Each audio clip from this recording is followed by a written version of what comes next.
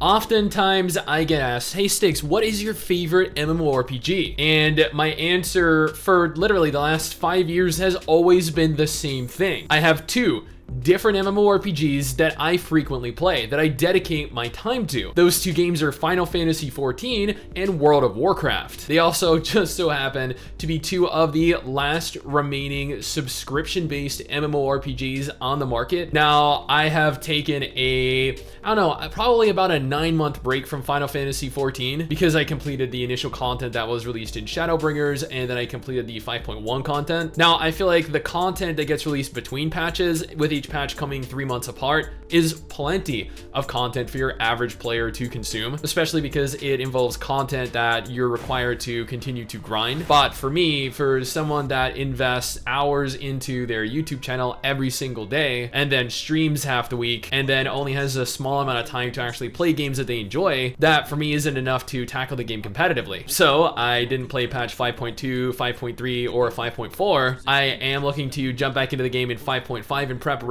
for the upcoming expansion that's launching this year. And that is what this video is about, the brand new upcoming expansion called Endwalker. Now, I have not kept up to date with the story because I've tried to avoid any kind of spoilers, because I like to experience the story kind of in bulk. But A, we are going to look at the trailer for the game, as I haven't looked at the trailer yet, and B, we're going to briefly discuss our thoughts on the trailer and then the content that is coming with the expansion, or that has at least been revealed up until this point.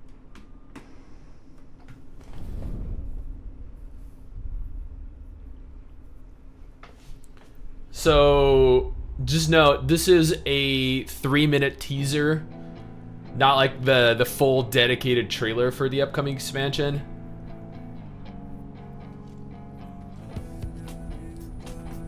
And just like, let me mention ahead of going any further into the trailer, the music in Square Enix's game, or not the music in Square Enix's game, the music in Square Enix's Final Fantasy games are always so amazing. And you know what? The Derplander has come a long way. I remember the very first trailer, what he looked like. Man.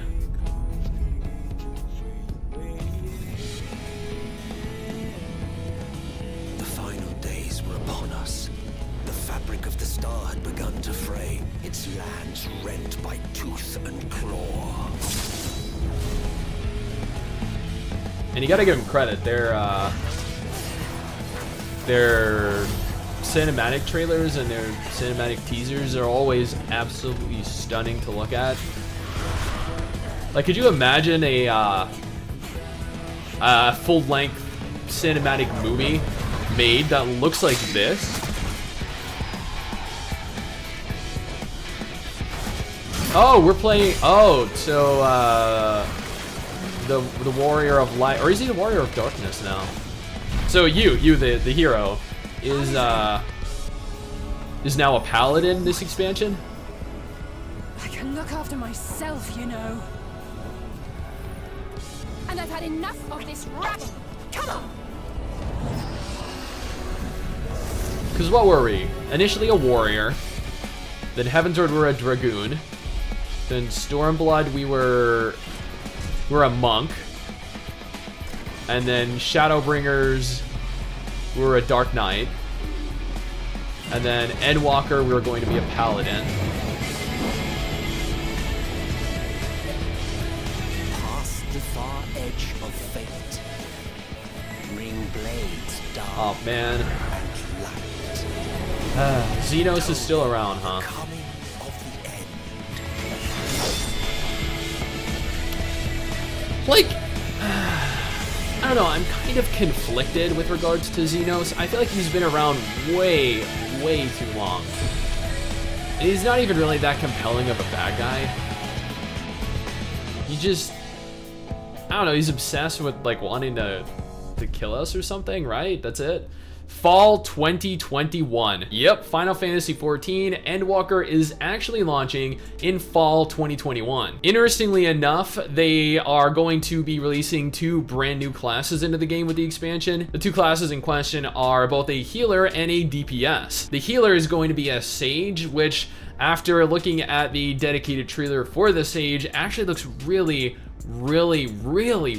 cool. Like, if I were a healer main, I would want to play the Sage purely because of how awesome its abilities look, and the fact that the Sage is actually going to be a shielding class as opposed to a direct full healer. Now, in light of releasing a brand new healer class, they are actually also reworking 2 of the healers that are currently available in the game. They are allowing White Mage to remain the same, which is the main healer. They are altering the Astrologian, I believe, to also be a main healer, and then they are changing the Scholar to be more of a shielder like the Sage. So you're going to have 2 direct main healers and then 2 shielding healers. I really don't know what this means for raids and for dungeons, but I'm sure people will acclimate to the changes. I'm sure there are going to be some people that are upset with the new Astrologian playstyle. I'm sure there are going to be people that are upset with the new Scholar playstyle. But I mean, MMORPG main's a White Mage, so for her, it's not going to affect her at all. Now, the melee class actually has not been revealed thus far, but people are speculating based off of what Yoshi P was wearing that it is going to be a scythe-wielding class, which led them to believe that it's either going to be a Necromancer, which really doesn't fit with it being a melee class, or a Reaper class, which honestly I am down for. We're gonna have the level cap bumped up from the current level 80 all the way to level 90 as people expected. New beast tribes, an entirely new area. We're actually being taken to the moon. New dungeons, new 24-player raids. Interestingly enough, the series of 24-player raids